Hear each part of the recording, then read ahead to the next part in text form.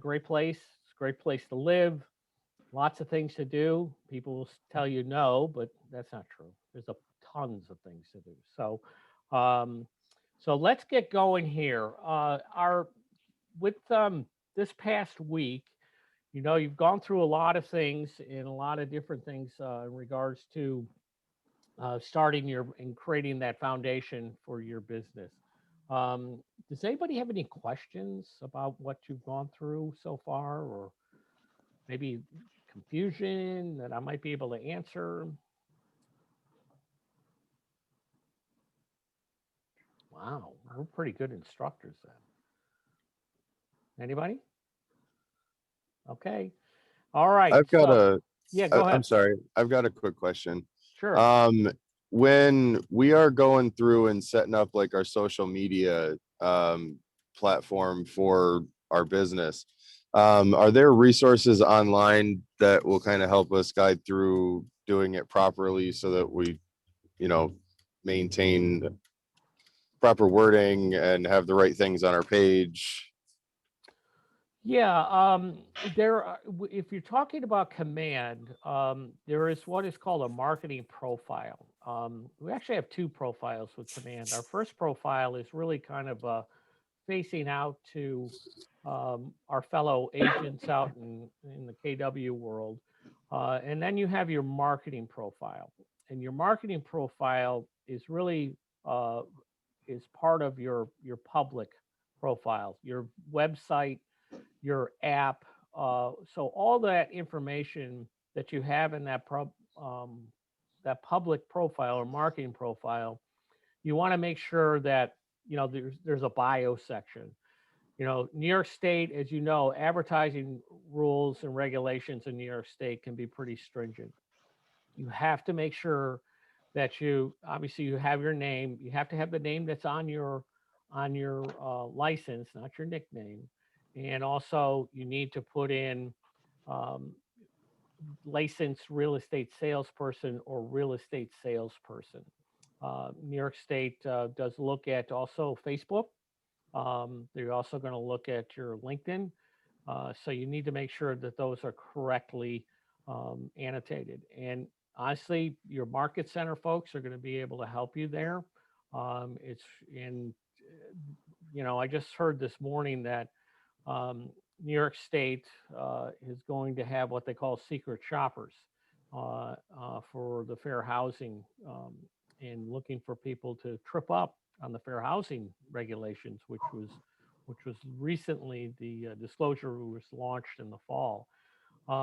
Again, it's important, but again, they're out there, so you got to make sure that you have everything correct.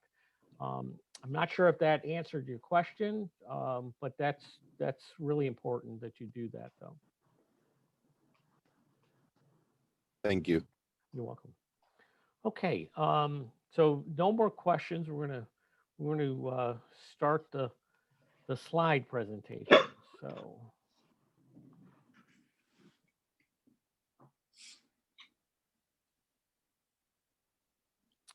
okay, so today it's about setting goals that matter.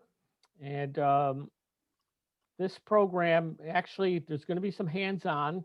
So if you have your command open, that's great, because you're going to set your goals in command. If not, and you don't have access to your command, take notes. All right, so we all have seen this, right? Every day. And this really, again, this is a model, a pattern that we have to use to succeed and to be successful agents. And it's relatively simple. Is there any questions in regards to any of these items on here? You've got your grow your business on one side, which is a real important, and then obviously running your business. Are any questions on this? Okay. All right. Today we're gonna do a little lead generation, and we're also for buyers and sellers, and we're gonna do a live lead generation. One of the things that we also need to do is make sure that we do our daily 10-4. And how's everybody doing on that?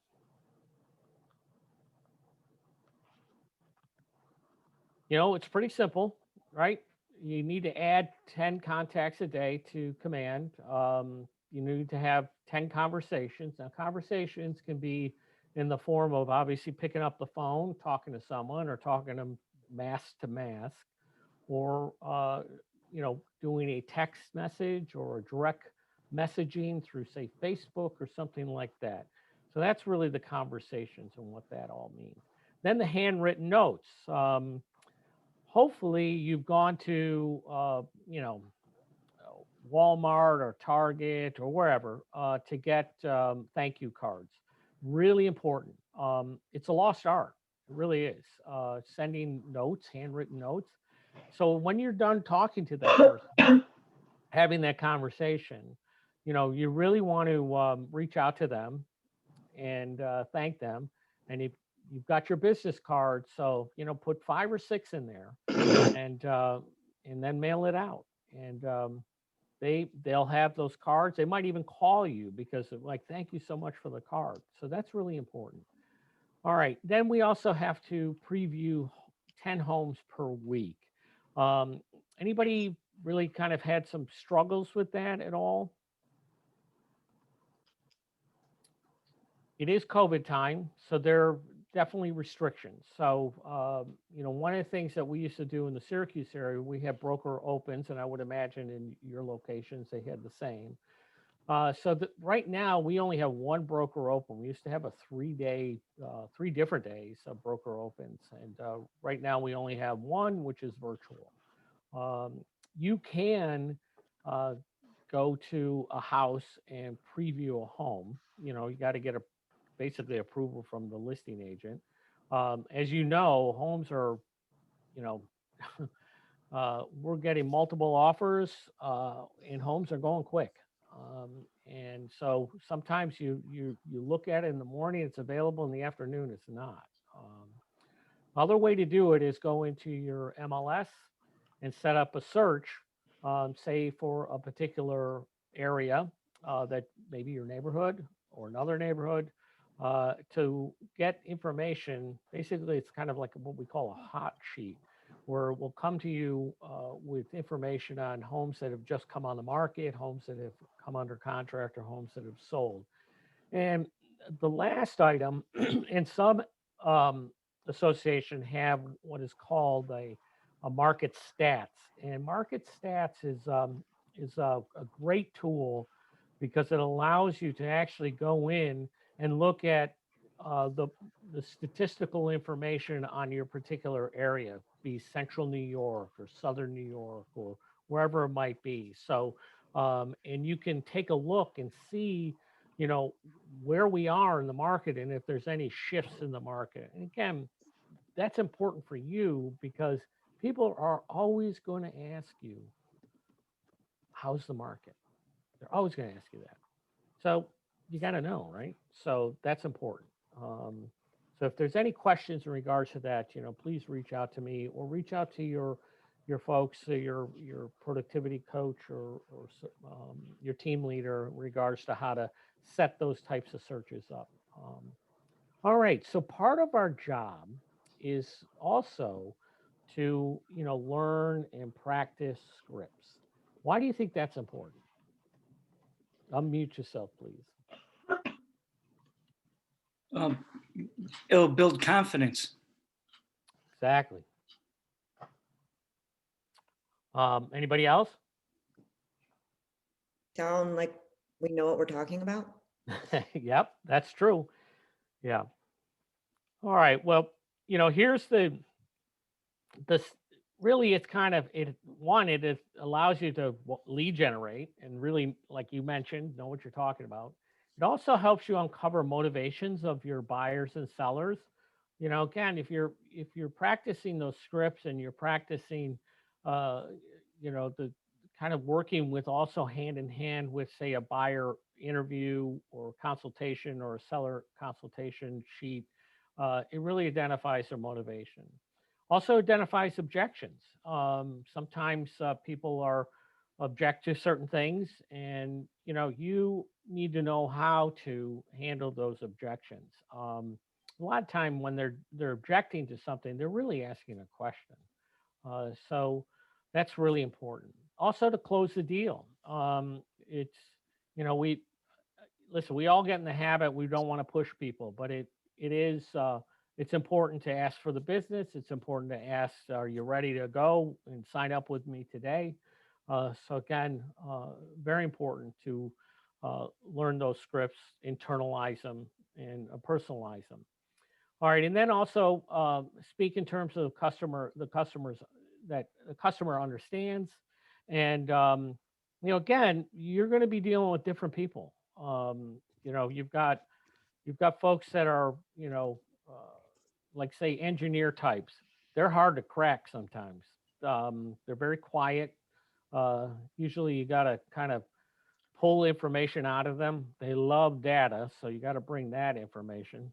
So again, you've got to kind of know your audience, know your customer, and then also is you said earlier is to build confidence. Um, so any questions on that and how it really is important to learn scripts? How about any limiting beliefs? Anybody got any?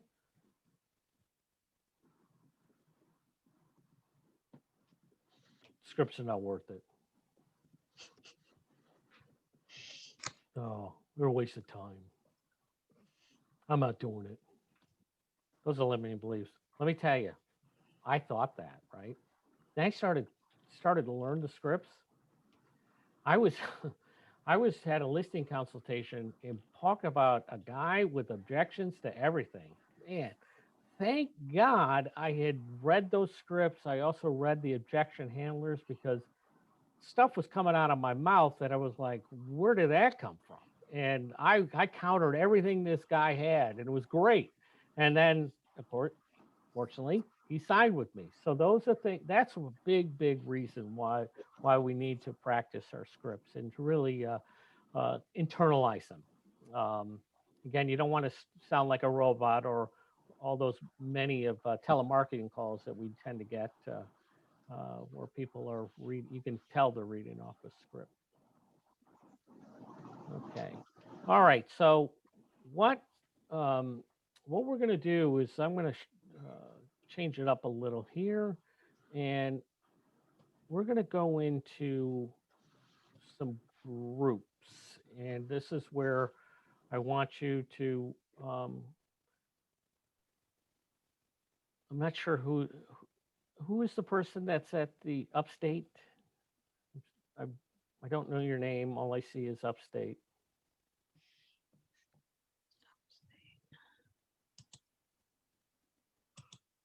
Okay. All right. So what we're going to do is we're going to do a little script practice. Now, in your guide, you have information um, for in your script book, which is part of your toolkit. Has everybody downloaded that? Because the scripts are in there, and they're actually pretty good. They're again, if you're first starting out in this business, they're really good. So you want to grab those. So I am going to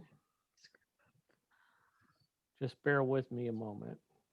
What I'd like you to do is take 5 minutes on your own to grab one of those scripts and just kind of practice. Put yourself on mute, talk it out loud, and again, you're going to be able to internalize it better when you speak it. Okay. So I'm going to give you 5 minutes. Everybody understand me?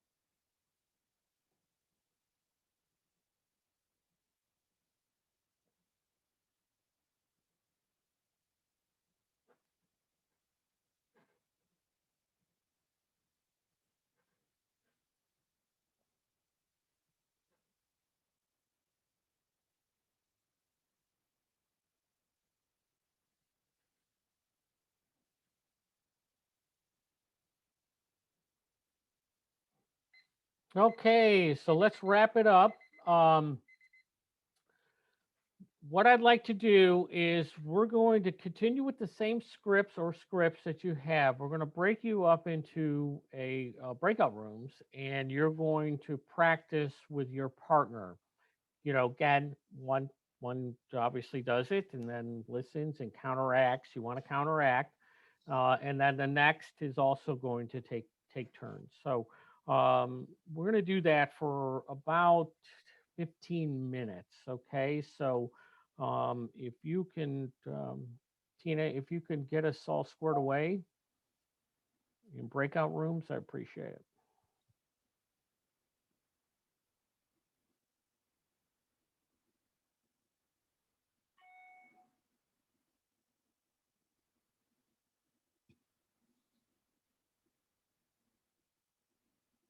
Okay.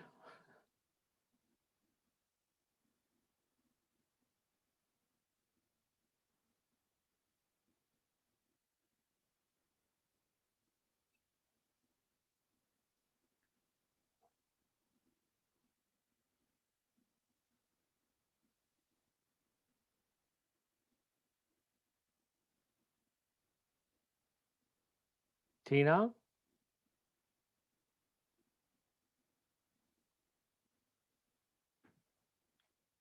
hang on, guys.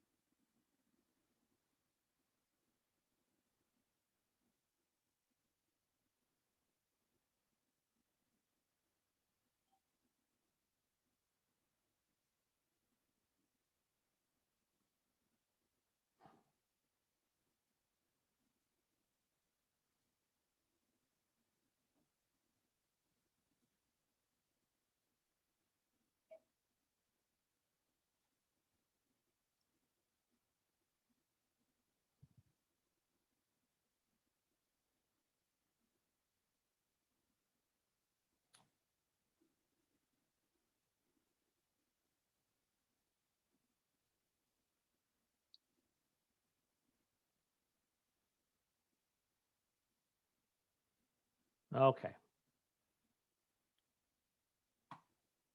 Here we go. We're going to do 15 minutes.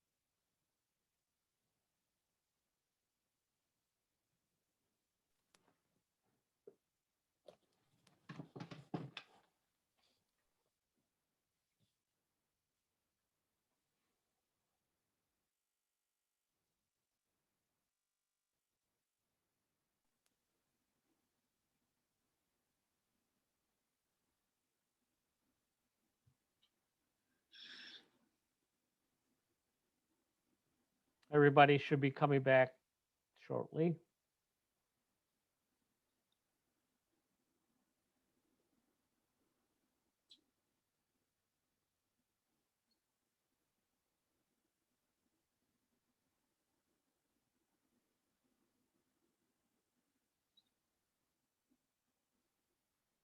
Okay.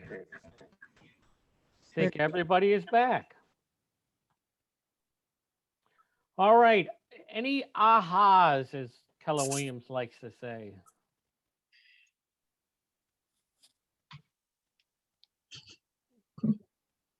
Man, is it Friday? It's a quiet bunch today.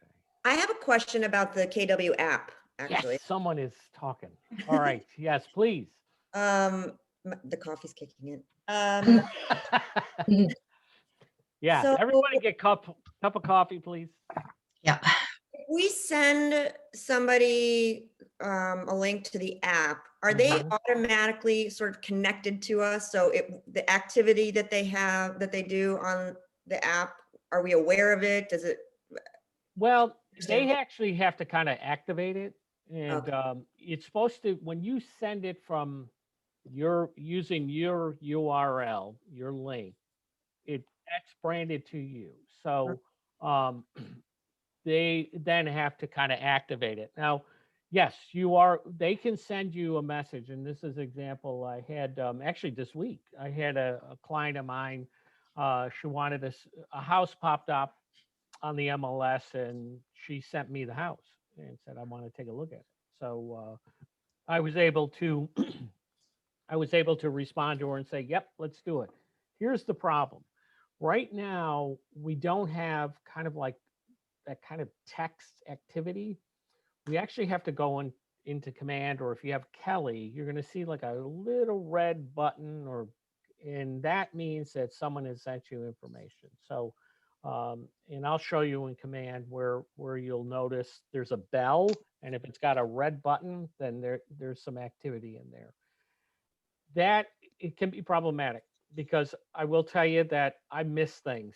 If I don't have it in front of me, and I unfortunately the app there again, the idea is to stabilize all of command, including our app, and that's what they're planning to do. Mhm. So we're gonna hopefully work those things out. It's been buggy, I will tell you that.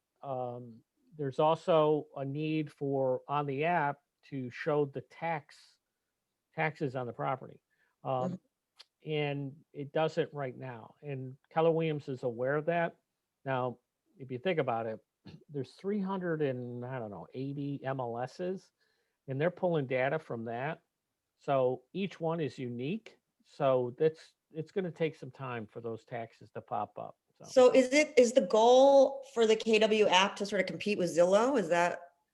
That's the idea. And also the other thing about the app is that it's connected to what we call the guides, which are part of your consumer uh, piece um, in command, and that includes your app, your web, and your website, and also these guides. And the idea of the guides are to stay in contact with people who are basically in transaction, and they're looking for a proper, or they've um, they've come to agreement on a contract, and then we're going to move them in those phases that we have and opportunities, and it will send them information about how they need to make sure you get your homeowners insurance, giving them reminders. So we're still kind of in contact with them. It's important, and this is where realtors they fall down really. um, we get the contract, everything's signed, and then it's like hurry up and wait. And our clients are in the same boat, so we don't call them, we just kind of wait. And that's a problem. And that's a problem just you know with all this industry, that they kind of forget about their clients. So we have to make sure that we're reaching out. And one of the pieces of that app and the guide was to rectify that situation, that we're still communicating with people. I still like to pick up the phone. Again, it's emotional time, especially for buyers. And they need someone to bounce things off. And Also, I keep in touch with you want to keep in touch with your lender as well, and also the buyer's attorney, and also the listing agent to make sure things are going smoothly. And see, again, I'm a bit of a control freak, and I gotta make sure that nothing goes sideways because I hate surprises. So I'm always trying to communicate with people. Um, there could be something going on that you're not aware of. I've had situations where the septic system collapsed, and the buyer, they were purchasing the house with a septic system, and we had to delay everything until that septic system was replaced. Again, things like that do happen, but as long as you get a heads up, and unfortunately, you're also the reminder. You're that little nudge to those folks to make sure that they're doing what they need to do. So, okay. All right. So let's, what like you to do is any ahas on the script practice. Everybody understand the importance of really kind of internalizing those scripts and to make them your own. I think we were talking, and when me and my partner were going through the scripts, I think the scripts are really great, provides a lot of insight and information to step-by-step things to remember to talk about and kind of continue the conversation. But what we had talked about is maybe it would be helpful to make like note cards or rewrite this, not rewrite the scripts, so like change them, but maybe put them in bullet form. So when you are on the phone with somebody, talking with somebody, you're not getting lost in a paragraph, but you're being able to go step by step, just another cue, another step in the conversation so you don't stumble over yourself. Exactly, Corey. That's spot on. And I will tell you this, that what I do and other agents do is they take those scripts and they modify them to themselves and rewrite them. I mean, I love bullets, right? So I know if I'm reading a script, the initial is going to be, hey, hi, it's Eric, how you doing, blah, blah, blah. And then I'm going to put bullets in there or little check marks so I know that I've asked them those questions. I've asked for the business, I've sent them my app. I forget to do that sometimes. I also forget to, I get off the phone. It's like, geez, Eric, why didn't you ask him for the business? Anybody, So those are things that, again, you can definitely rewrite them. I found that I was rewriting the scripts for sale by owners because just my conversation with those for sale by owners was it was kind of, there was things that were said or they responded to that, I really wasn't covering that. So I rewrote some of those scripts and put in bullets as well. So. Okay. All right. So what we're going to do is now we're going to do a live lead generation. So get out your contact list. I would love you to call your sphere of influence. You got to ask for the business. You want to share your app and do it right from your phone. This is also your 10 contacts a day or conversations. You also want to make sure that you get their information on the database. The important thing about the database is not only their name, but also their email, as well as their mobile number and also their address. Really important because the address is key for identifying those neighborhoods that they're in, and to also set them up on a smart plan for what we call neighborhood nurtures. So you want to get all that information. So right now we're gonna break out. Why don't we do this? You guys, let's take a 5-minute break and then come back, and then we'll launch into our live lead generation calls. Okay. So get that coffee. I got mine.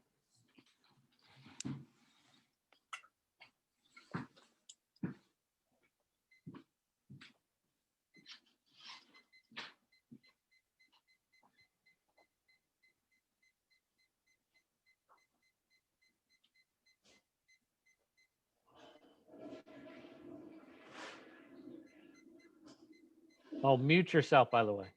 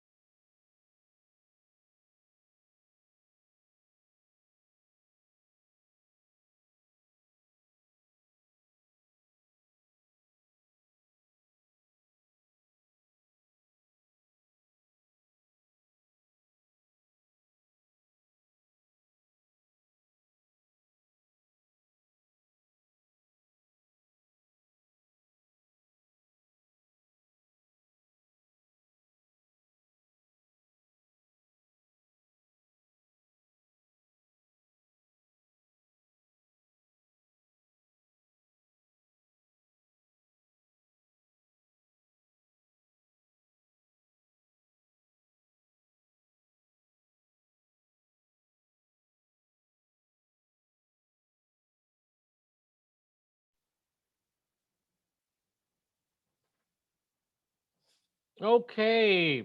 All right. Now, what I like to do is I like you guys to, we're going to do some live calls now. Now, part of that, if you think about it, this is your money making opportunity, right? So, the thing is that we do have some limiting beliefs, as we all know. They're not going to take my call, and all that. So, what we have to do is you actually have to kind of talk yourself into making that phone call. And one of the ways to do it is do an affirming message or create yourself an affirmation. I always come from contribution. People will welcome my call. So that's actually a little affirmation. The other thing too is, your idea of these calls is not necessarily the person that who's in your sphere of influence has the business, but they might know of someone. So that again, you don't want to have that limiting belief. Well, they're not going to move. Well, they might know someone. And that's really important to ask them and remind them, hey, one, I'm in real estate. I just started out. I'm trying to build my business. If you know of anybody who's interested in buying or selling real estate, please let me know. I'd be happy to call them. I'd be happy, I'm going to take care of them, those types of things. Also, if there's someone that might be, just in your network, I know we're in COVID times, but maybe it's a little looser now, obviously. You can meet at a coffee shop or do a meetup somewhere. And then, you know, you want to, if they're in your database or if you're going to add them in your database, there's a note section in your database for each contact. And you can add that, what you talked about in there, when you called them and all that. So we'll keep track of those things. And then also, as I mentioned, once you have their home address, you can add them to a smart plan. And really, there's a monthly smart plan, which is called a neighborhood nurture. And that's something you can do. If someone is actually a buyer or they're selling their house, and you want to kind of modify that and do what we call a bi-monthly. So that's every 2 weeks. So they're actually going to get information on particular neighborhoods they may be looking in, or if their house is listed in a particular neighborhood, they'll get that every 2 weeks. So, any questions on that? All right. So, listen, let's jump into it. We're going to do a little, do your live calls. We're going to do 30 minutes. All right. So, like to make sure that you've got all your materials, you've got your scripts, you've got maybe your command open to a particular person. Definitely have your notebook so you can jot down notes. And also, when you come back after our 30 minutes, what we're going to do is I love to hear your successes. I'd love to hear again if someone made an appointment. Sparks, the whole idea of Sparks, the first 2 weeks is to get that appointment, either a buyer or a seller. The last 2 weeks of Ignite Elementals is to get that listing or that buyer under contract. So, your goal is to definitely get those appointments the first 2 weeks. So, let's start right away. Put yourselves on mute. If you have any questions, shout out now. Eric, Yes. what do you suggest doing if you get the voicemail? Do you? I'd leave a message. Mhm. Hey, listen, I was just trying to reach out to you today. Please get back to me at your earliest convenience. And just basic stuff that you would normally do. Now, remember, we also have the ability our conversations also include a text message, right? And also a direct mail, or excuse me, direct messaging on, say, Facebook or something like that. So again, it's Okay. interactive. So, Okay. all right. That's Thank you. great. Thank you. 30 minutes. 30 minutes. The clock is ticking.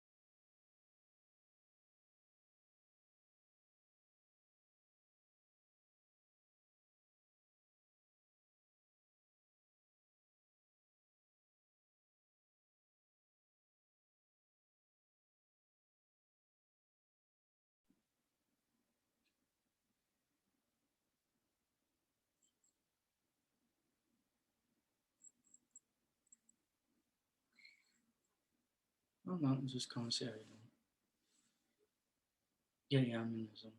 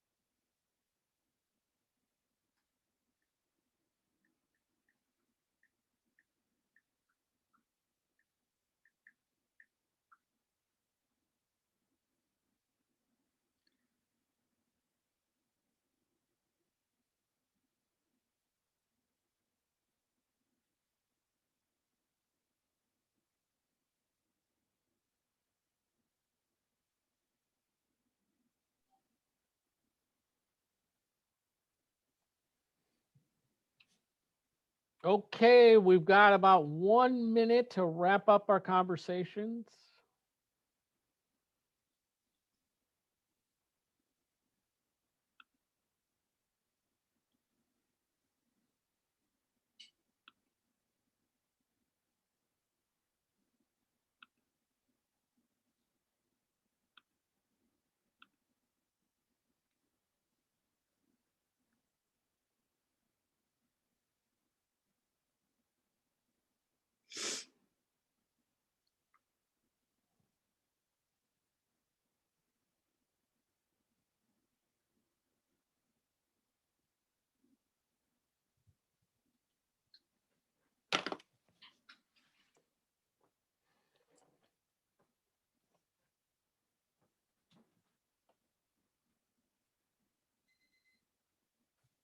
Okay. If you are done with your calls, please come back on, turn on your video.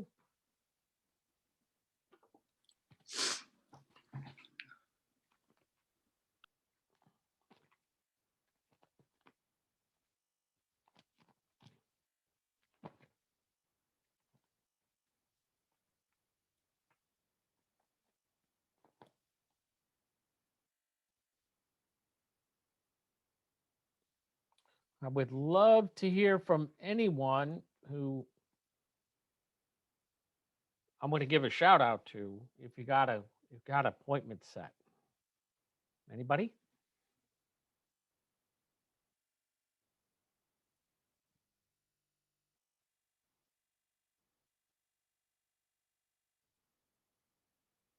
Anthony, you need to unmute yourself there, sir.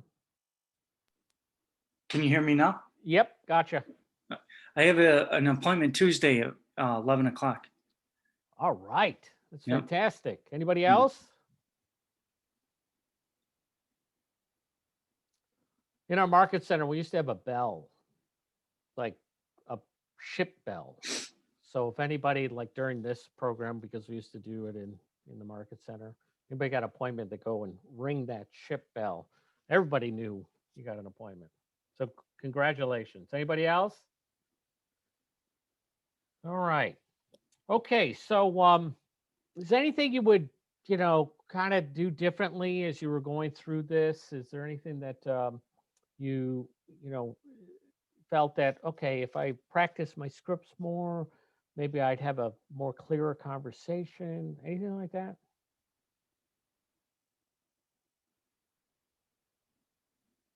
Okay. All right. So now what I like to do is go into, excuse me, I need to jump through this. We have, this is the fun part. This is the goal setting part of the program. And I love this. So I teach this all the time. So you wonder why I love it. But I think it's so important. So today, again, we have so many opportunities in this business, and one of the biggest things that I love about Keller Williams is that we have those we have so many resources. Plus, we also have that ability to, if you want to, think outside the box. And one of the biggest pieces is envisioning your big life. Now, you have a big why, right? We know about those, but this is about a big life, and really, this is going to help set your goals. And we're gonna what I'd like you to do is turn to, if you have your book, turn to page 3, and there's actually a diagram. And let's see if you can see it. It's really, there's 5 rectangles. So if you don't have your book, you got it. Thank you, Jennifer. So if you don't have your book, you can actually go on a piece of paper and draw an oval or a circle in the middle of the page. And then I want you to draw 5 rectangles surrounding that oval or circle.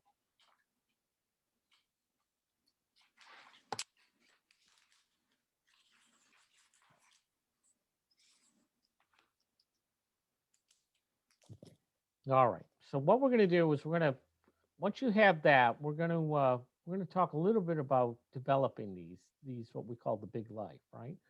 So anybody want to read this? Any volunteers? Can you see it? All right, I'll do it.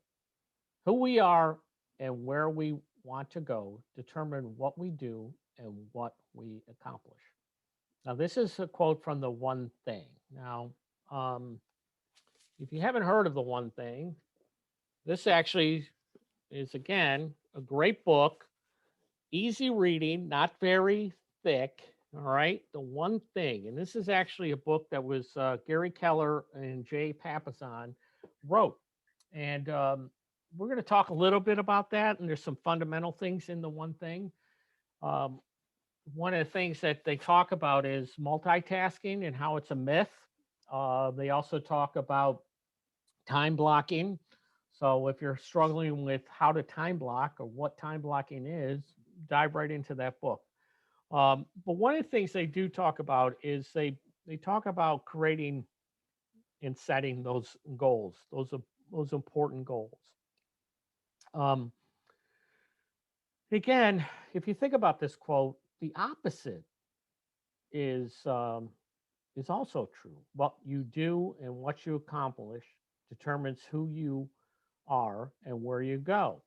If your activities don't have a guiding goal, you're likely to be very busy and not have a lot to show for it. You think about it, right? All right. So the mission of Keller Williams is to build careers worth having, businesses worth owning, lives worth living, experiences worth giving, and legacies worth leaving. And again, none of these things can happen. So you got to set goals. And setting your goals that matters means that your work matters, right? So if you have a goal and you're working towards it, you know, it's going to matter. Um, so when you have a goal that matters, you actually tend to work more at it, and you get it done, and you accomplish it. Um, one of the things that we have to do is we have to kind of think about it, a goal. And here's a diagram, and if you look at this diagram, um, if you have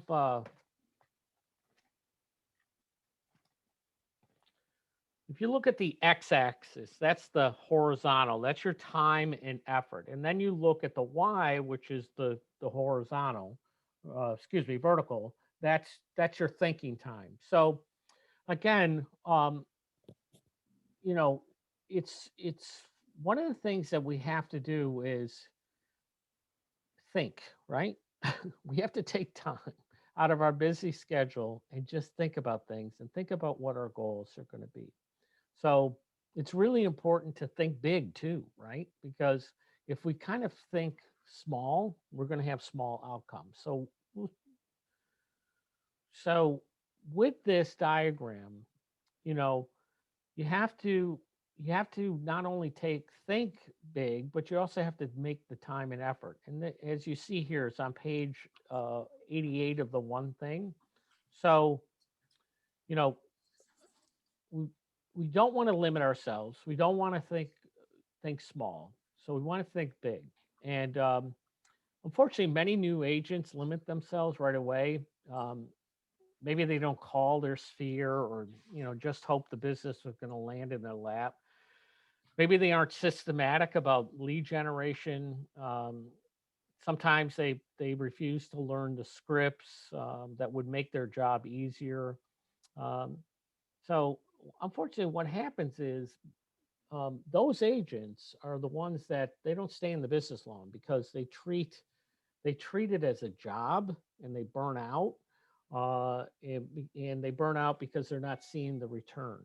So again, going back to making sure that you're doing what you need to do, which is obviously lead generation for buyers and sellers, that's key, and dedicating time to do that. And also learning your scripts, internalizing them, retyping them if you choose. That's something that again, I think is very beneficial because it's going to put your own spin on it, and systematizing your work. Um, all right, so here, this is what we're gonna do a little exercise here, and it's more of like of a vision exercise. So, what I like you to do, again, it's on page 3 of your guide, but if you've written it on your um, piece of paper and put the rectangles and the oval in the middle. All right, so we're gonna take a few minutes to do this, but let's talk about it a little bit.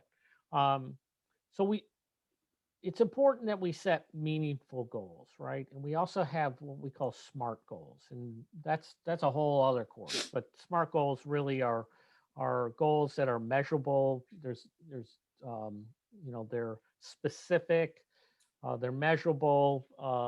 You have a certain time frame that you want to accomplish it, and all that. That's a very simple overview of SMART goals. Um, but if you think about it, also, your goals should have some emotion to it, right? And you know, I actually, as a veteran, there's an organization that that's near and dear to my heart, and that's, to me, it's I want and always have wanted to give back to my fellow veterans, and this organization allows me to do that. So one of the things is I do volunteer, but I also I provide financial support to them. Um, I want to provide more of financial support. So I actually have that as part of my goal per year. And again, if you think about it, in you have either a person or a cause that might be near and dear to you. For example, it could be your own. I need to pay off my own student debt. I need to do that. Or you might want to be able to care for your parents as they age, or send your kids to a college without having to get into debt, saving that money, pay for a vacation, something simple. I haven't had a vacation in a while, and unfortunately, uh, it got canceled last August because of COVID. So I wasn't able to go on my vacation, but I will this August. Darn it, I will. So I've already got the place booked, so I better be able to go. Also, if you're, a lot of people give to charities, they give to animal shelters, they do rescue, they do all kinds of things. So that's what I'm talking about. So, really, what you want to do is you want to um, put into those rectangles those types of goals that you want part of your big life.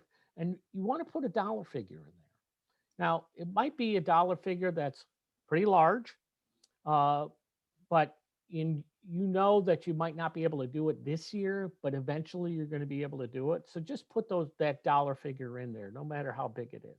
So take a few minutes and go around to each of those 5 rectangles and start thinking about what you want to do, what's going to be part of your big life, and put it in there. And as you see on the screen, it says, get through school debt, $120,000, right? So, uh, those are the types of things. So put that in there. And then what I like you to do is add up each of those boxes and put it into the oval. So ready, start, go. So start doing that.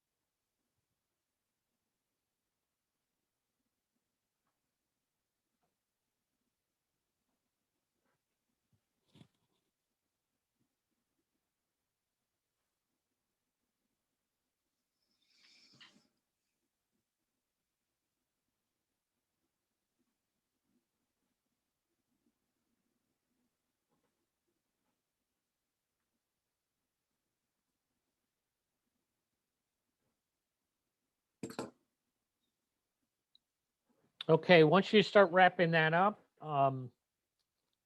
give me a thumbs up.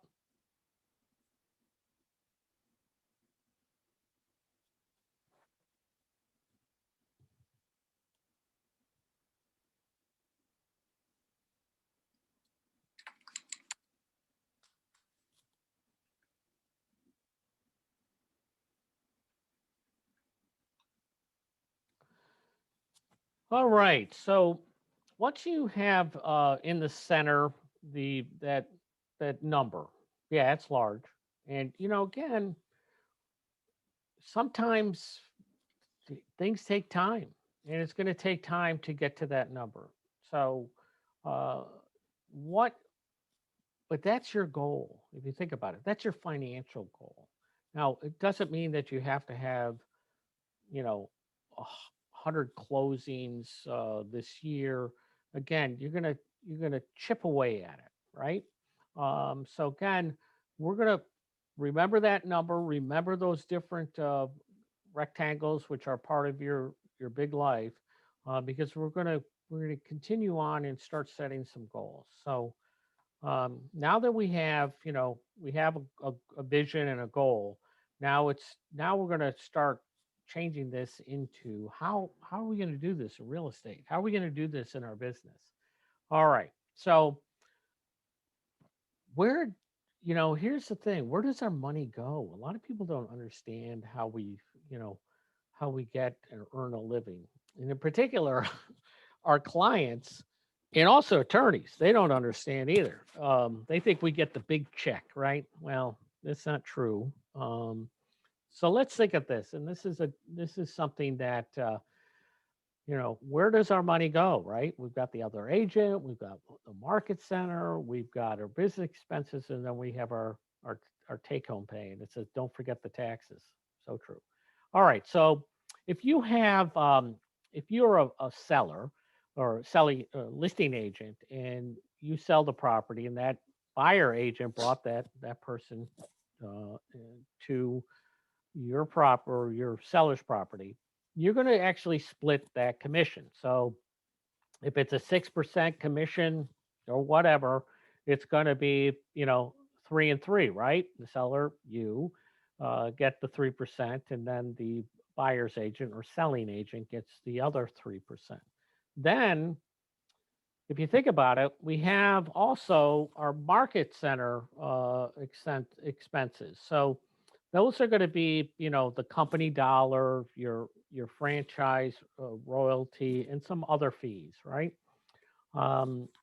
Then as you go through, you're going to have about roughly a third, which is going to go towards your business. It should go back into your business, and those are things that are, cover your marketing, your advertising, what we call operating expenses. Could be your vehicle, your phone, all those types of things.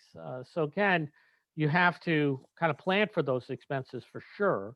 And then lastly, you've got your final, granted, it's got a caveat, excuse me, um, is going to go to you, right? Now, this is what happens. A lot of agents get themselves in trouble.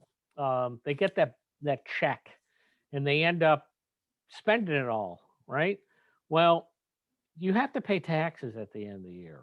So you got to make sure that you put some money away for those taxes, and you put them in a a locked box. Okay, so you got to.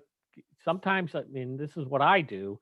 I have uh, an account that's uh, a internet type account.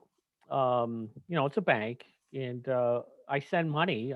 I get my check, and I put a certain percentage of money, and I send it to that account, and I literally forget about it. So it's an online account, and also I pay quarterly taxes.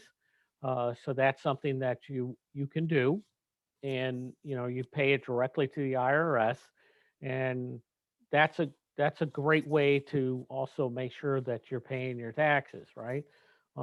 Unfortunately, I've seen people uh, get in trouble with the IRS. I mean, big trouble.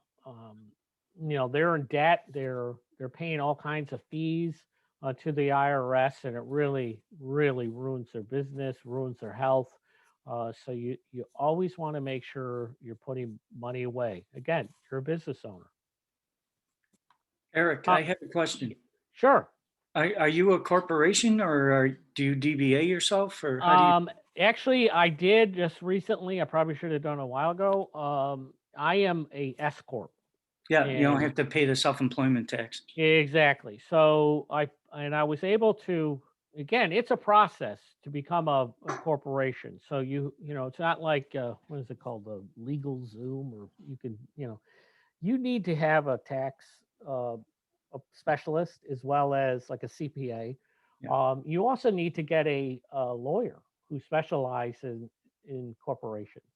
Now, fortunately, I had a connection with a fellow veteran who's an attorney, and he incorporated me, and that's all he does. He does a little residential real estate here and there, but he really is just focused on creating corporations for people.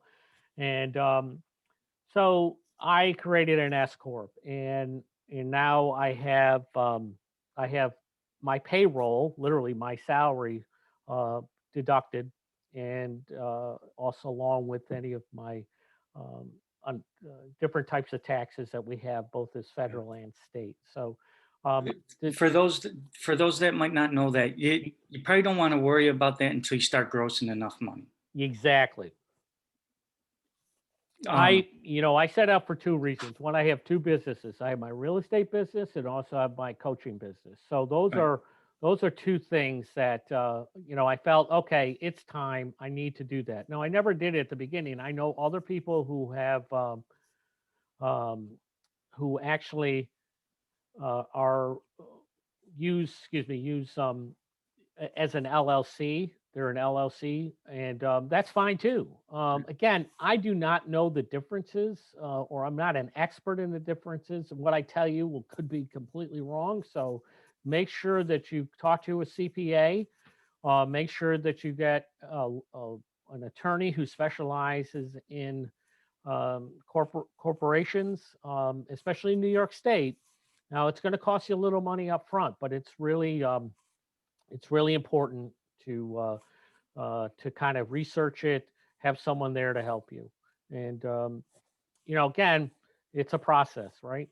So I started in July. I finally got incorporated by, I think it was October. So it took because the state, 30 days here, 30 days there. All right. So that's what you want to do. Now let's talk a little bit more about how, let's talk about getting paid, right? So in the Syracuse or Central New York area, our average sales price for this year is about $165,000. It jumped, I mean, a lot from last year. It was like 155. So we've gone up $10,000 in a year. So if I took 3% of that 165, I'm going to get 4,950. So what I'd like you to do is, if you don't know the average sale price in your area, get with your TL or get with your productivity coach, because they're going to know it. And well, they better know it because it's really important to know this, because this is going to go into your calculations to determine how much business I need, how much money I need.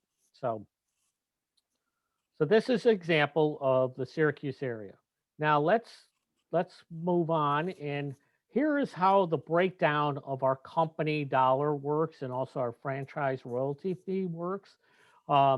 Again, if you have a split, that's a 30-70, 30% of that commission of that 49.50 is going to come off, and that's going to be towards your cap, which is our area is 21,000. Some areas are different. So again, you need to calculate that, or get that information from your market center. The franchise royalty is, again, that's pretty much the same. and that's 6%. So that's calculated. So if you think about it, out of that 49.50, $1,782 are going to the company. And we saw that when we split up the dollar, right? We saw that little chunk, and that goes towards KW. Now, if you are in a different split, you're on a team, it's going to be different. So you got to check with your team leader or your rainmaker on that. All right, so let's go a little bit further into detail. Now, this is again what you want to make, right? Now, I put in here as default, I want to make $100,000 by the end of the year. So and that's my net income. Now, out of that $100,000, remember, you got to pay taxes, right? So those are, again, you could be 50,000, whatever. It's up to you. We have pretty much our standard company dollar, our royalty, which is $24,000 at Keller Williams Syracuse. Then we have our business expenses. Now, one of the biggest things that you want to make sure you do as a new agent is determine those business expenses. Put together a budget. Put together a budget on your personal expenses too. We all have association in MLS dues. Those come around every year. You got to put those dollar figures in there. Lead generation marketing. Now, lead generation, hopefully you're not paying for leads. Not worth it. Work your sphere of influence. Your marketing could be things that you use, like advertising, Facebook ads, brochures, flyers, all that kind of stuff. Business cards, obviously, signage, your office fees. We all have office fees. Our office supplies, from paper to staples to everything. So you've got to kind of think outside the box and start adding these things up, because there are costs to this. Another thing too is, and I harp on this, is that you've got to have a good laptop and you got to have a printer, because I'm going to tell you, you don't want to be going to the market center, and I did this, at 11 o'clock at night in my sweats and t-shirt, printing out contracts. Because that's normally when you're doing the contracts, you're putting together contracts and negotiating. It's like 11 o'clock at night, right? So I had to go down there and I had to scan stuff in. Finally, I was like, time out. I'm spending way too much. It's a 10-minute drive, but granted, it was, why? So I decided to get a printer that had a scanner. Man, that was awesome. It only cost me $300. So again, you want to plan for those types of expenses. Your cell phone, you have those reoccurring charges, those types of things. Education. We need to have 22 and a half hours of continuing ed in New York State. It's really important that we do and continue to do our education. There might be things that you want a designation in, and you're going to plan on that, and you're going to need to get the cost on that. So also your auto. Again, we have gas expenses. Now, granted, with your auto, you can deduct expenses for mileage. And again, that all depends on your tax rate, a whole bunch of other things. But think about that. So those are expenses. So say they're about $11,000 a year, right? So you really don't want those business expenses to be more than probably 10% of really kind of what you want to bring home. Then what we're going to do is we need to add up our net goal, our company dollar royalty cap, and those expenses. So that gets us to $135,000. So remember, we have in Central New York, we have an average GCI, gross commission income, of $49.50. What you would do is, and you do have this in your guide, you can plug in these numbers, and what you need to do is divide D by E. So you're going to divide the total GCI by your average GCI, okay? Now, this gives you a rough estimate. Now, if you read the MREA book, this is actually economic model, this little calculation here. So again, it's about 28 transactions I need a year. Does everybody follow me on this? Yes. Okay, great. Now, in Command, we have an awesome tool. And it's set up very similar to what we just did. Our, this goal setting feature is also allows us to kind of track our business. All right. Over time, and as you get listings and you get opportunities and close deals, it's going to be updated by the market center. Normally, the market center does a transmittal. They call it transmittal day, usually around the 7th of the month, and then a couple days later, everything is uploaded, and you'll see changes in your goals based on any activity you've done, like sales or appointments or things like that, or under contract. So what I'd like you to do is, if you can open up your Command, and I'm going to actually show you how to walk through this.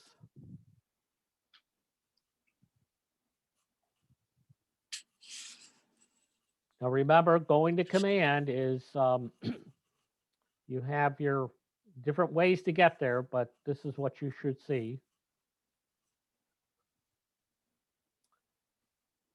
I'm going to sign in.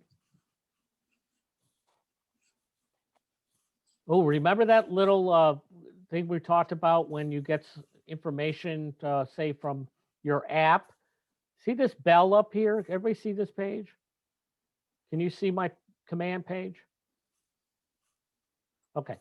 All right, this little bell with the red, that means I got a message. Now, it could mean I have tasks that are I've set and they're reminding me. So you always want to go into Command, check that little red, the bell, to see if there's a little red button there. All right. In Command, we have all these, what we call applets, right? So again, I'm going to expand this, and this is going to show our different applets that we have. Obviously, contacts, our tasks, smart plans, referrals, opportunities, campaigns, reports, designs, listings, and consumer. We're going to want to go into the report section. In the report section, allows us to look at our, obviously, overall database health. Security database health, you always want to be above 50%, okay? That's really important. Then we're going to go across here, and you'll see there's goals. We're going to click on this. And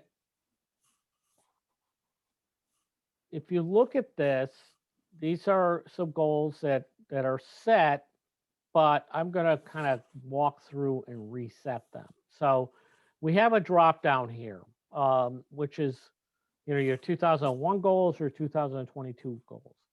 So I'm going to click on my 2021, and I'm going to set my goals. Now here's where, it asks you some questions and all that. So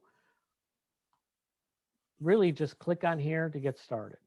Now, in Keller Williams, of course, the Millionaire Real Estate Agent, this will default to $1 million real estate agent. Okay. So that's something, it's up to you.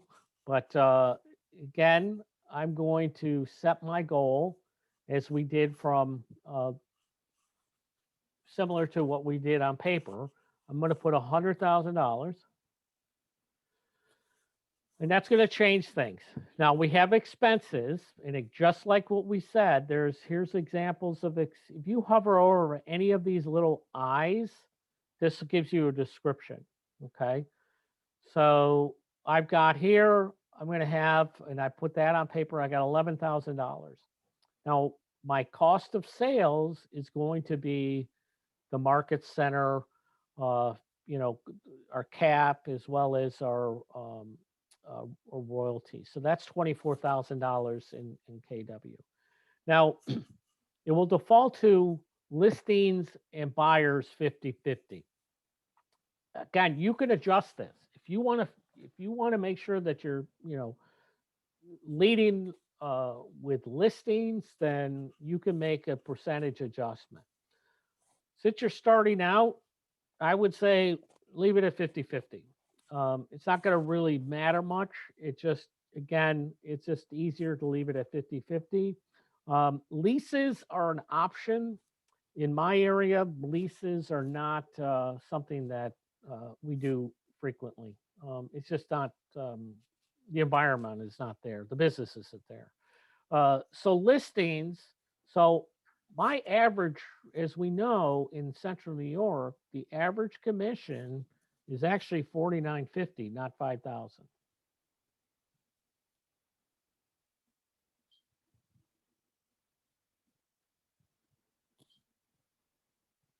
All right. I will tell you, if you are looking at your screen and you don't see the listings or the buyers where your commission is split, you got to go up and you got to make an adjustment on your screen size. Mine is actually at 75, so I can see that. A lot of times what happens is, depending on your laptop, you won't see this. So you've got to adjust your zoom. All right, so now I'm going to hit next. I've got everything right. Yep. Okay, 100,000. Yep. Yep. Okay, there. Yep. 50-50. Okay, great. So now I'm going to, and this is where, this is going to depend on your market center to a certain extent. But one of the things that we do is we have, some of the things have been studied and pretty standard, but we have conversion rates. Now, leads, these are people that, you know, it's a one-way conversation. That's a lead. All right. So it's someone who's gone to your website or someone that's found your app and they've reached out to you. And you haven't had that two-way conversation. Once you do have that conversation, about 30% of the time you might be able to convert them, right, to a buyer or a seller.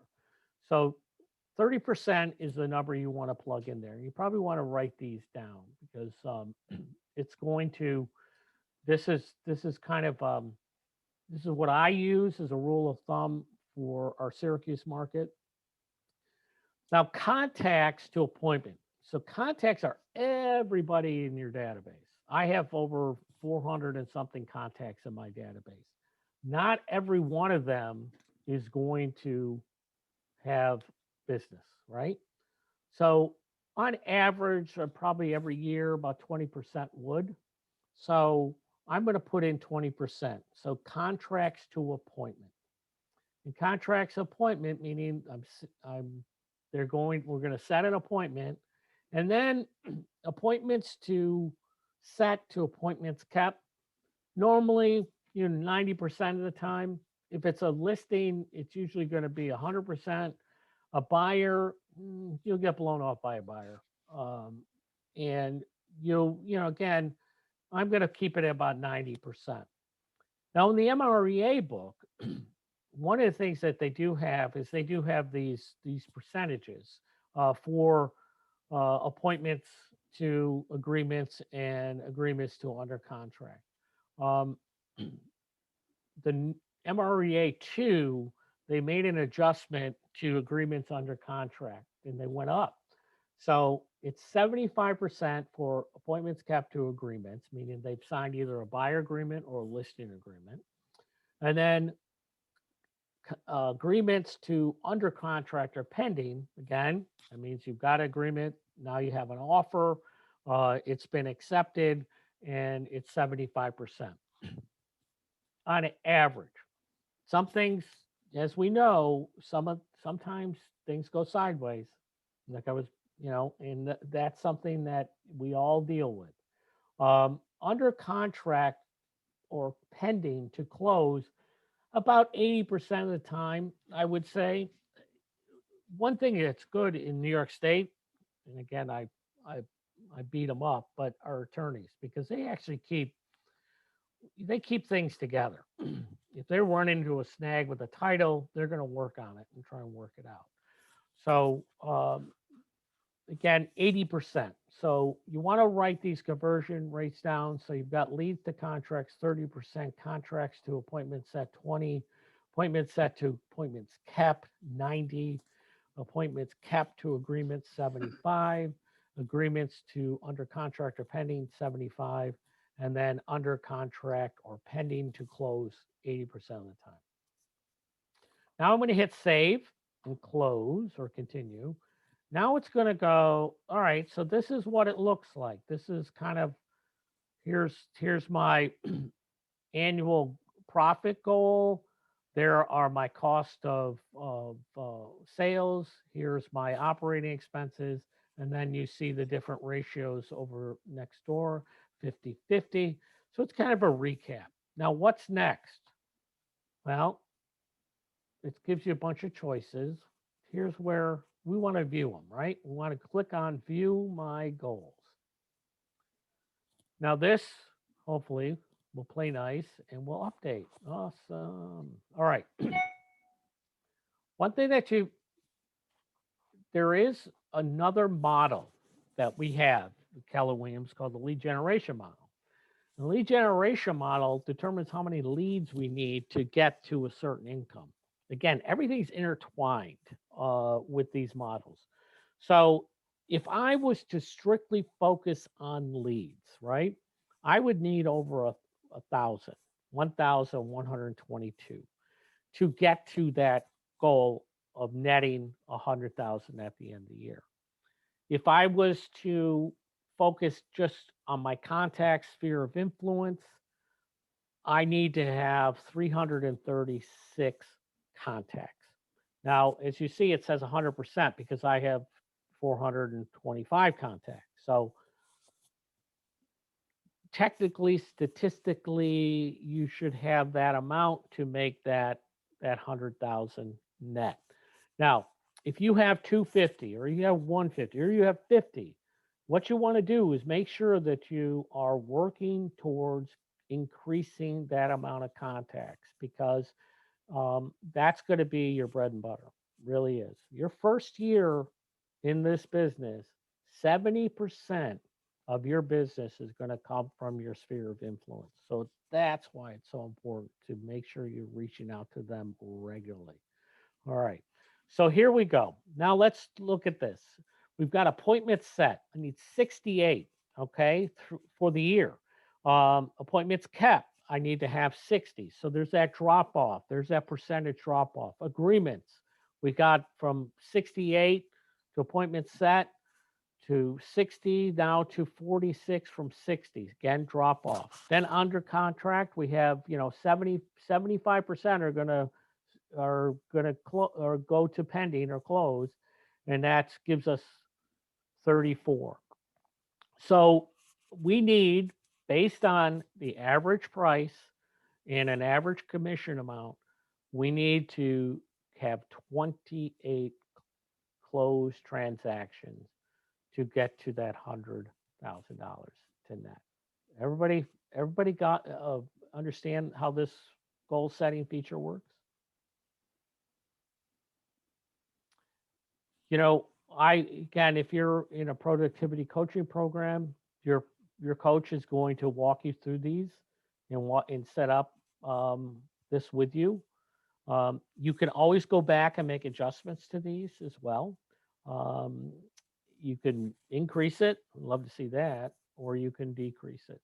But really what you want to do is set it and really work towards those goals.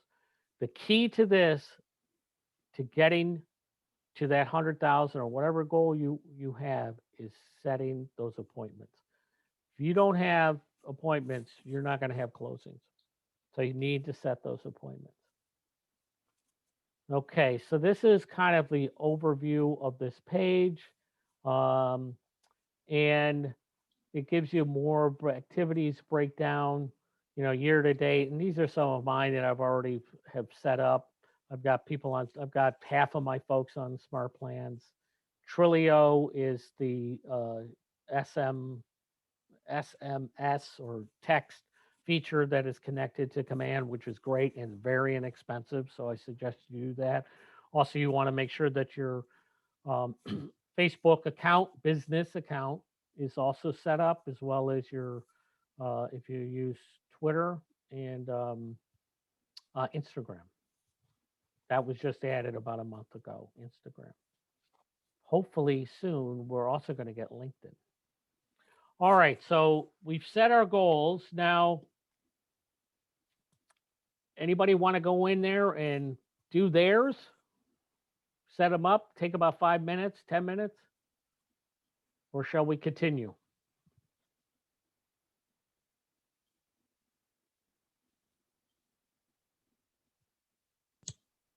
Eric, Yes?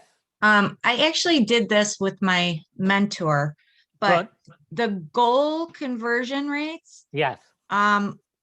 they were not the same as yours. Are the 30, 20, 90, 75, 75, 80, are those always those numbers, or are they different? They could be different. Again, Okay. that's something that, if your market center is tracking, should be tracking some of these conversion rates. And again, the 75 are standard. Those are Mhm. for the agreements, and then under contract, those are standard based on the MREA book Okay. studies they've done. The leads, again, I've seen it as low as 20%. Contacts I've seen as high as 50%. I look at it this way. It's really kind of what the conversion rates, the whole idea behind that is to make sure that you're converting. And if there is a weakness there, say if you're like converting appointments capped to agreements and it's like 55, that tells me something. That tells me that you need to upgrade your script practice. You're not converting. You maybe need to do more objection handling in your scripts, because that could be an issue. And those are, if you master those objection handlers, man, you're going to be fine. It could be your appearance. I've unfortunately, we have agents who kind of their attire is not the best, and they got to know who they're meeting. If you're going into a house with a doctor or an engineer, you kind of want to look presentable, right? Yeah. Not in shorts with your tats out and all that kind of stuff, because I've seen that. I swear to God, see, open house. I thought the guy was just another buyer. It was the agent. Thank God, wasn't a Keller Williams agent.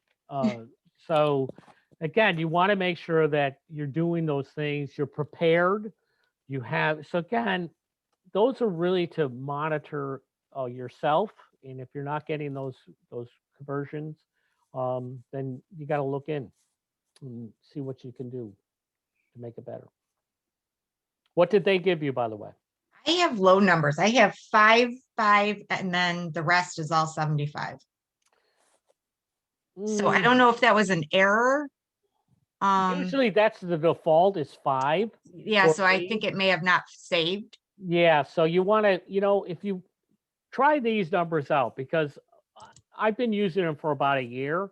Mhm. But one thing that obviously Keller Williams is going to do is track a lot of these. So we're going to actually be able to, based on what agents do, determine, okay, what is the conversion rate for those leads to contact? What are those contacts to appointments? Again, not all of your contacts are going to have business, or they're going to have business this year. So 20% is probably a good number. And there's some statistical data out there about that as well. I All think right. that that's what happened. It went back to the, It default. Yeah. Okay. okay, thank you. You're welcome. Any more questions? All right. So now we've set our goals in Command. Everybody understand how we get there. We have a dollar figure, right? And that's important. So this is what we want to net. And then we've got our expenses, our cost of sale, our business expenses. Again, Make sure that you develop a budget for your business as well as your personal budget, because that's going to help you track yourself and where you are your business. It also will tell you to, like, you know what, I'm going to hold off on these Facebook ads because I don't have enough money this particular month. So again, these are things that are very important to track because it's your business, right? All right. So now let's go into what we really, this is what they call almost an economic principle. All right. So we're gonna click in here.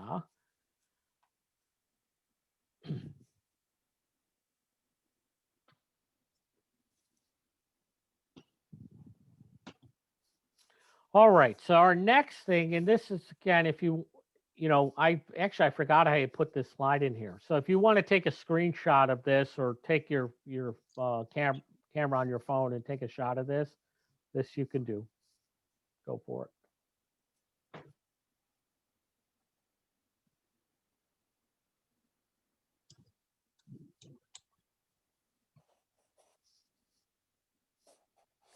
Okay.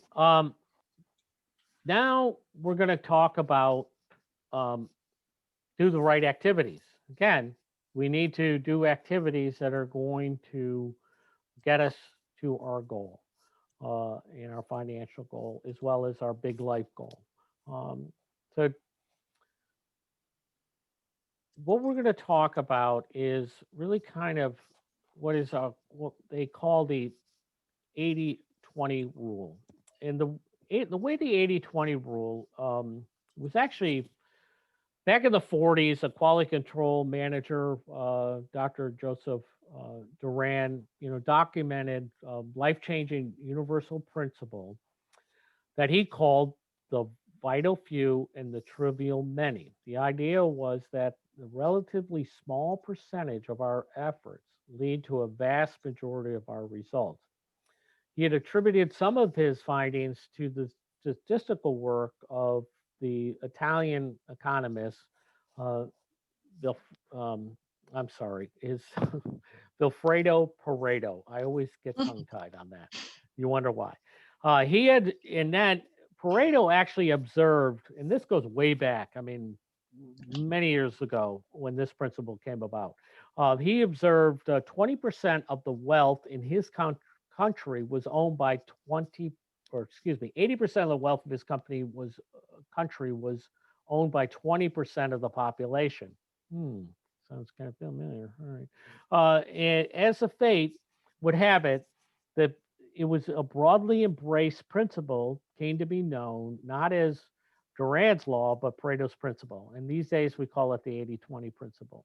The idea, again, that 20% of our actions lead to 80% of the results is one of the most powerful principles you can apply in your life. And we, getting really about getting the most of your time and effort in using that to maximize your results.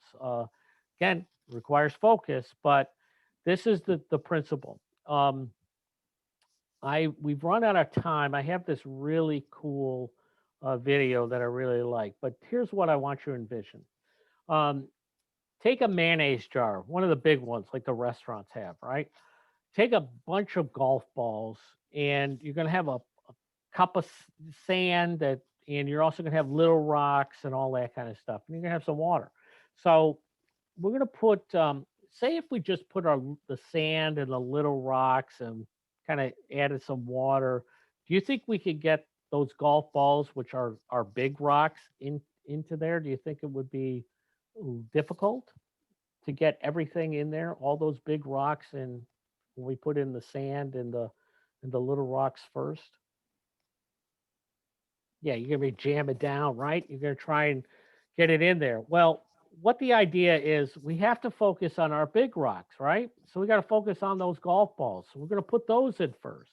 Then we're gonna put the sand, and the sand and the little rocks are kind of like those trivial things, those distractions during the day. Things that you're kind of, your check to-do lists, things that are not really super important, like your big rocks. And then, so you're going to be able to fit all that uh, if you put your big rocks in first. So that's the whole idea of just trying to focus on the things of most importance. All right. So again, this is from the one thing. What is the one thing you can do right now that would make everything else easier or unnecessary? What again? What would be the one thing to get to that financial goal?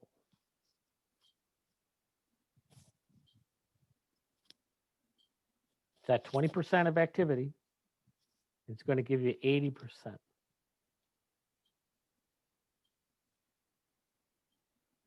Anybody? Think about it. Lead generation. If we do our lead generation with our buyers and our sellers, or potential to get buyers and sellers, that's our 20%. That's the activity we need to focus in. That's one of our big rocks, right? And so that's going to be what we have to do is we have to focus on that because, like I said, if you don't get an appointment, you're not going to have a closing. Okay, so let's go a little bit further into creating our goals. And again, getting back to, we talked about lead generation, and we see this slide all the time. And we did that earlier. I want to thank you for all who participated. And then we need to set our goals. Now we set our financial goals, but we're actually going to set some activity goals. So again, here's Keller Williams has a business plan, and the components of the business plan make up a lot of things, right? But we're going to talk about the 411. And what I like to show you, though, these are the different components. You've got, and this is not in your book, you've got up here on the top, this is actually a budget for both your personal and your business. So that information, we took that, right? And we added that to command and put those in our goals as our business budget. Then we also have what is called the GPS, or the goals, priorities, strategies. Now, they used to call it the 135, but really it's the GPS, because you could have still one goal in your GPS. And honestly, and I've heard some like Dave Jinks and a couple other folks talk about this, that when you're starting out, you might, in your GPS, you might only want to have one or two that you're focused in on. And there's going to be activities that are involved with that. So GPS is really your goal, which is obviously net $100,000 by having 28 closed transactions. And then you're going to have a priority, which would be, calling your lead generation. Obviously, that's number one. And then you have another priority, which could be learning command and all the different components of command, or learning the MLS and all that. And then priority 3 could be something like, learning how to social media, how to really grow your social media, creating a social media plan and all that. Guess what? We're finding out that Facebook ads and Instagram ads are a source of leads. And if you convert those leads, you're going to get business. True story, had a agent in Syracuse who has family down in New York City. He was talking to his family, and they were getting hit with COVID really hard, right? And it was the beginning of the year, and a lot of his family was saying that people would just want to get out of the city.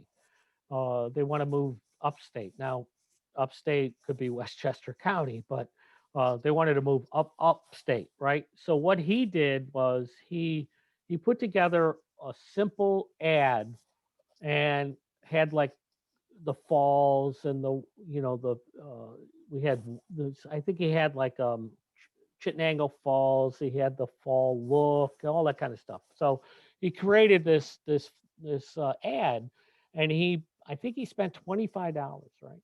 So he sends that out and he focuses in, because you can do this with Facebook. He actually looked at Queens uh, and Brooklyn, and I forgot the other borough. So he focused his ad on those locations. Come to find out, he gets 4 leads from that. One, he converts. He converts that. They come up here to Syracuse area. They buy a house that's over $380,000. They have about, it's got like, I forgot, it's like 3,000 square feet. It's got like 28 acres. These guys are loving it, right? So they actually have a house in Queens. It's 900 square feet. It's on a postage stamp of a yard, and it's worth not over $900,000. So he connects with a agent down there and gets a referral fee with that KW agent. He sells that house.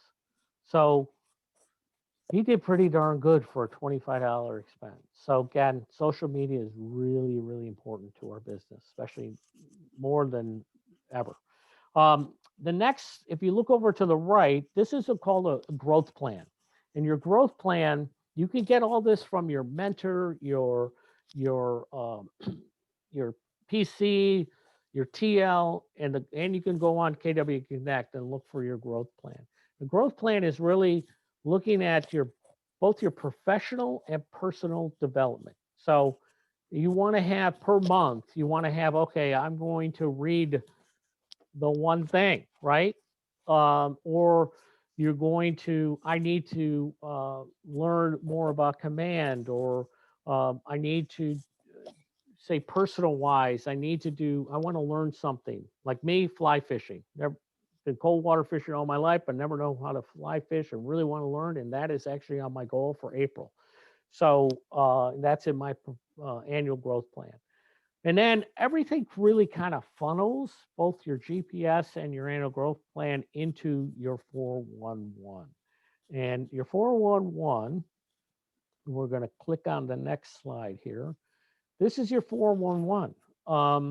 You have this actually in your guide on page 7. Now, what this 411, really what this stands for is 4 weeks, 1 month, 1 year. So we have this tool to tackle your big rocks and to ensure your activities, are tied to your goals. It helps you focus, really does. And it's called the 411. So we have, as you see here, you have 2 basic areas. Now, I have seen 411s, and I use one that has 3 areas. One is professional, one is financial, and one is personal. I've seen it where it's a job, business, financial, personal. It's all up to you. But here, just based on what we're learning today, we're going to focus in on professional and personal. Now, if you see here, it states that, remember how we were talking about time and how, we have to take the time to think and think big. If you look across the top on your annual goals, you want to really look and identify 5 to 7 key goals. They're not a to-do list or things like that, but those things. On the professional side, it's going to be, I want to get to that $100,000 by closing 28 units this year. That would be number 1, right? Then your personal goals could be anything. Everybody has we all have a New Year's resolution to lose weight. Well, put it in there. I need to lose whatever, 10, 15, 25 pounds. Put that in your personal goal. Now, the way this works is that you want to identify those most important goals. Now, going back to the big life, we had those rectangles and we had that oval. Now, part of our big life are those rectangles, right? So there might be something in there that is personal that you want to add to the personal side of your 411. For example, Clear Path for Veterans, that's an organization. I want to provide them by the end of this year, I want to provide them $500. Okay, that's my personal goal.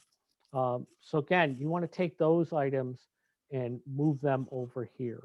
I'm not going to necessarily have all of those rectangles because I know it's going to take a little time, but I'm going to have the ones that are most important, most urgent. All right.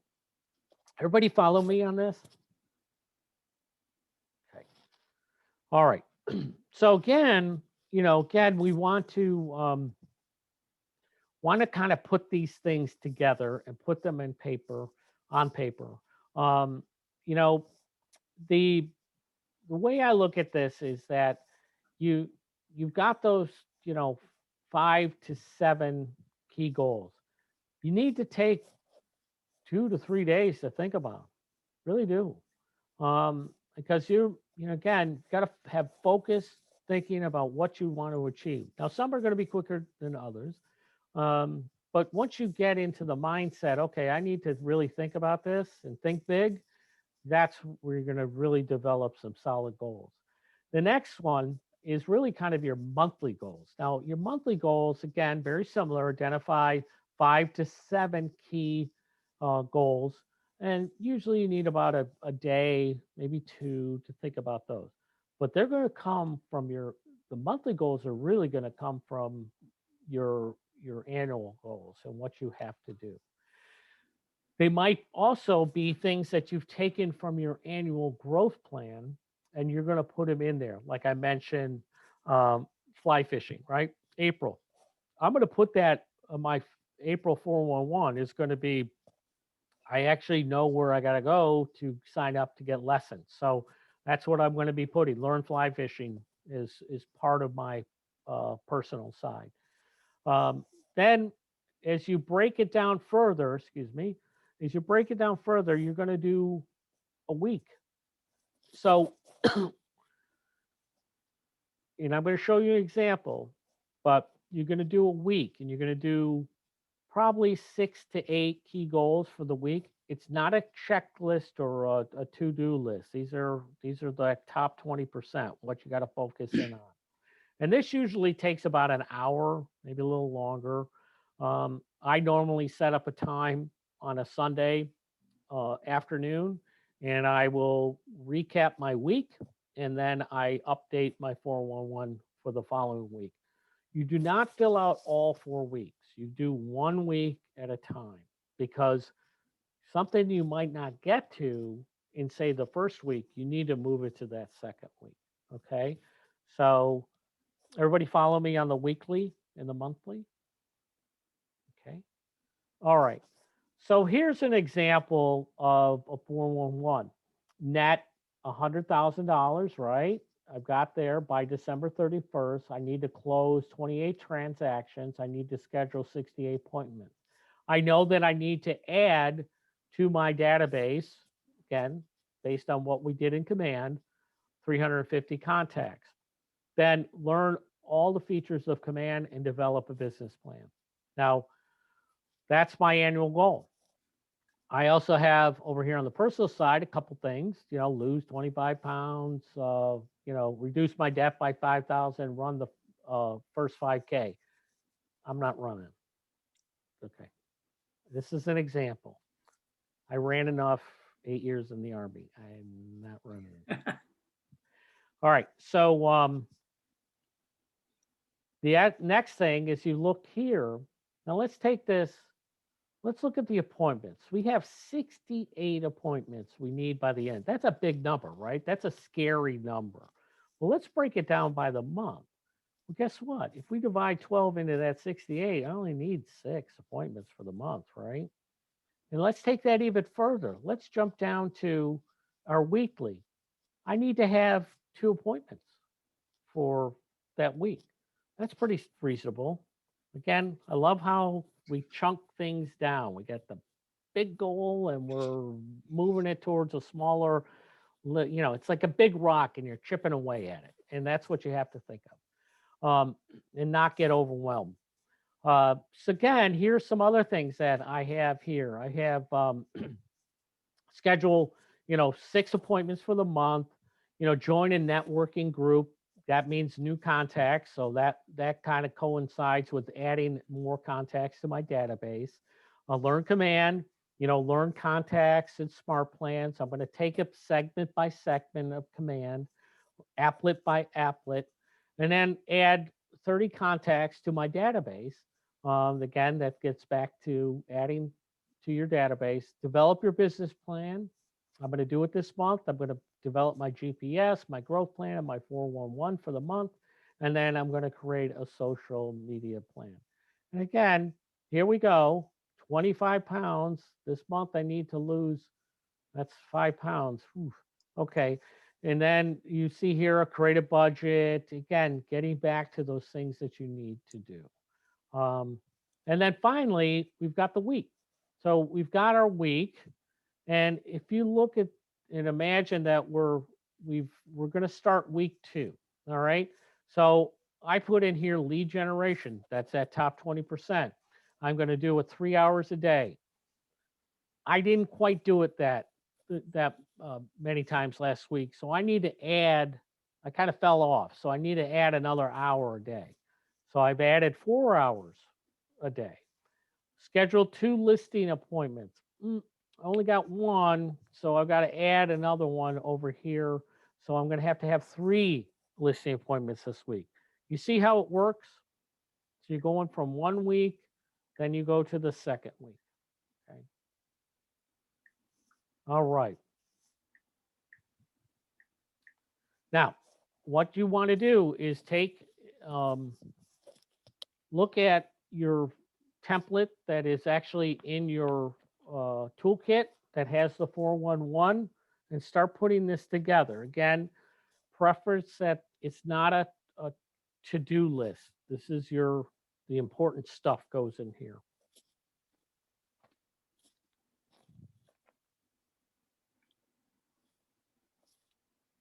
Okay. All right. So next step is going to be, don't lose your focus, right? Mind yourself why you're doing what you're doing. It's day-to-day life of a successful agent is pretty repetitive if you think of it, right? And there's a routine. We have to do our script practice. We need to do our lead generation. We need to add contacts into command. So there's certain things that we have to do on a regular basis. Then and a lot of those things you want to try and do in the morning. Then the afternoon is going to be those follow-up calls. Say you left a message, they called you back, but you need to follow up with them. Could be also managing and working on managing your listings or your buyers or things like that. Learning command and blocking time to do that. So it's relatively, routine. So again, if you like routine, it's going to be great. Some people look at it as a grind, and it can be. And if you look at it that way, then you're probably going to have a little bit of a struggle. And once you kind of get past that, then you realize, wow, if I stick to this plan, I'm really going to get a lot accomplished. And you're going to see it. And it does take time. But that's something that you definitely want to focus in on.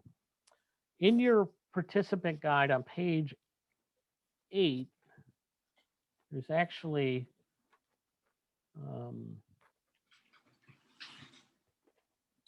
talks about affirm your big life. Now, this is an exercise. And as you see here on page 8, it talks about the example is really kind of, I'm making calls to provide for my parents by paying off their house because they supported me and provided for me, and I want to enable them to retire in confidence. So again, that's taking one of those big life boxes and moving it into an affirmation. So if you have one of those boxes and okay, I need to kind of affirm that because I need to get up and running. I need to make that call. I'm hesitant. Create your own affirmation. So here, I'm going to give you about 5 minutes to, actually, I'm going to give you like 2 minutes to do an affirmation. So put one together. And if you could share, that'd be awesome.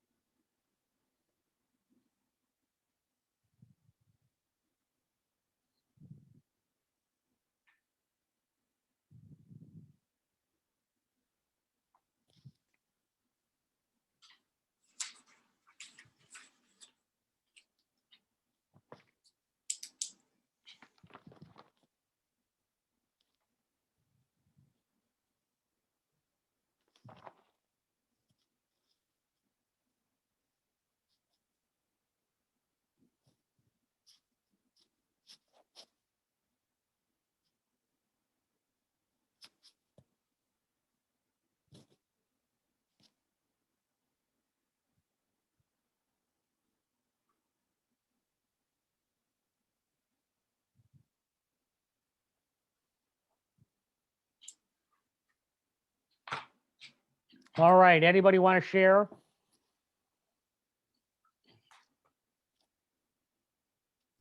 Okay. Eric, Yes. I said positive mental attitude because sometimes I get overwhelmed and then everything starts turning negative. So if I tell myself that I have to consistently, look at things with a positive mental attitude, I feel like I would get there better if I start thinking that way. Yeah, and it's true. I mean, it's amazing what a positive mindset can do for you. It really can. And we all have those things that sit on our shoulder and whisper in our ears, you can't do it, or you're not good at this. So that's important. Yeah. Now, could you tie some of those things into, say, your big life? Like I need to make this call because I want to support those veterans that I love, and I want to make sure that I can give money to Clear Path for veterans. Again, it's a different spin, right? It's not like I got to pick up the phone. It's more about you're tying in those things that are important to you. Again, emotion is you want to have all your goals has to be somewhat tied to an emotional experience. Why you get out of bed in the morning, right? I love this job, whatever it might be, or I need to do this for my family because I don't want to have what I had as a kid have happened to me. Again, these are all things that you want to make sure that you tie emotionally to. So and it's a different, it's kind of again, it's that different mindset and creating that positive mindset and pushing yourself. All right. That's great. All right. So here is one of the last things we're going to do is, all right. It's really, here's, I'll read this. Accountable people achieve results others can only dream of. Again, part of the one thing. Now, it's there's two kinds of accountability. One to yourself, right? And also it's always good to have someone in your corner. Um, and what I do is, and you might have someone that is part of the business or a family member. Again, the goals that you want to achieve are so important that you've got to have that accountability. And without accountability, your goals are just wishes. They're really that's it. So it's really important to partner up with someone from say your market center or maybe out of this group. And also, if you have someone, family member, it's okay to have multiple accountability partners. Really is. So you want to do that, and also you want to share your 411 with that person. Now, my wife, if I put a 411 in front of her, she wouldn't know what the heck I was doing. And this lady's got a master's in library science. She's going, what is this?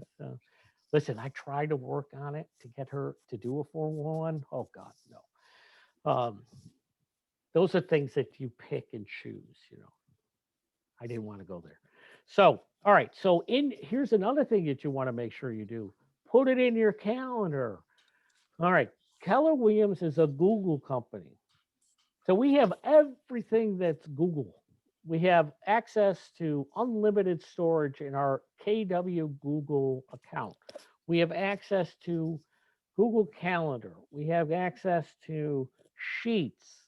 We have access to Docs. We have access to Slides. We have access to Forms and all those other things that come with Google. You know that Google actually helps us with our command. They look at things, they test drive it, and to make sure it works. So again, use a calendar. Now you can use a paper calendar. It's great, whatever. But I like using an electronic calendar because I can see it. It reminds me what I need to do. It sends me a morning email of like, okay, Eric, these are the things that you need to do. And I'm going to put in I'm going to time block my lead generation. I'm going to time block those pieces of my goals that I want to focus in on. So very important.